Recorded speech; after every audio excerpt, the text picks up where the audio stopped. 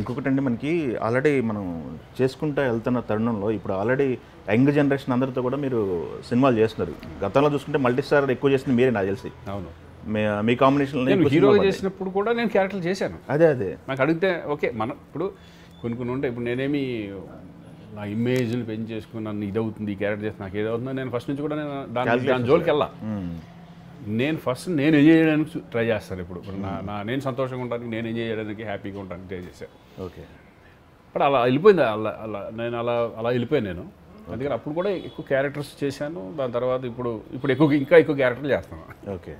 ఎట్లా సార్ మీరు గత మీతో పాటు ఉన్న జనరేషన్ అయితే మీతో క్యారీ అవుతారు, వాళ్ళు రిలేషన్ బాగుంటుంది, అట్లా నెక్స్ట్ జనరేషన్ కూడా సేమ్ రిలేషన్ మెయింటైన్ చేసినట్టు కనపడుతున్నారు మీరు. అంత యంగర్ జనరేషన్ అందరు సినిమాలు చేస్తున్నారు. అదృష్టం ఏంటంటే ఫస్ట్ నుంచి కూడా క్రికెట్ మేమంతా క్రికెట్ ఆడేవాళ్ళు అందరితో నాకు అప్పుడు బాగా బాండ్ ఉండేది. ఇప్పుడున్నప్పుడు మరీ కొత్త ఇప్పుడు ఫ్రెష్గా వచ్చేవాళ్ళు తక్కువ ఉంటుందేమో కానీ ఇప్పుడు చరణ్ కానీ మన బన్నీ కానీ తారక్ కానీ ఇదంతా ఏంటంటే మనకి ఎప్పటి నుంచో వాళ్ళతో నేను హీరోగా చేసినప్పటి నుంచి వాళ్ళు హీరో చేస్తాం అన్ని అప్పటి నుంచి ఫంక్షన్స్ కానీ క్రికెట్ ఆడతాం కానీ మేమంతా అప్పుడు పరిచయం.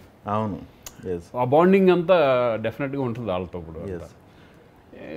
అలా ఏం లేదు, అలా పెట్టుకోకూడదు. ఎందుకంటే ఇప్పుడు ఎవరు వచ్చినా ఇప్పుడు యంగ్స్టర్స్ వచ్చినా వాళ్ళు హీరోస్ వాళ్ళతో కూడా సదా మింగిల్ అయిపోయి చేయగలిగితే కనుక మనం హ్యాపీగా వెళ్తూ ఉంటాం. ఎందుకంటే అది వేరు క్యారెక్టర్స్ చేసేటప్పుడు ఏ క్యారెక్టర్ అనేది మనం ఆ క్యారెక్టర్లోకి వెళ్ళిపోవాలి తప్పితే ఇది వాళ్ళేంటి వీళ్ళేంటి అని చూడకూడదు కదా.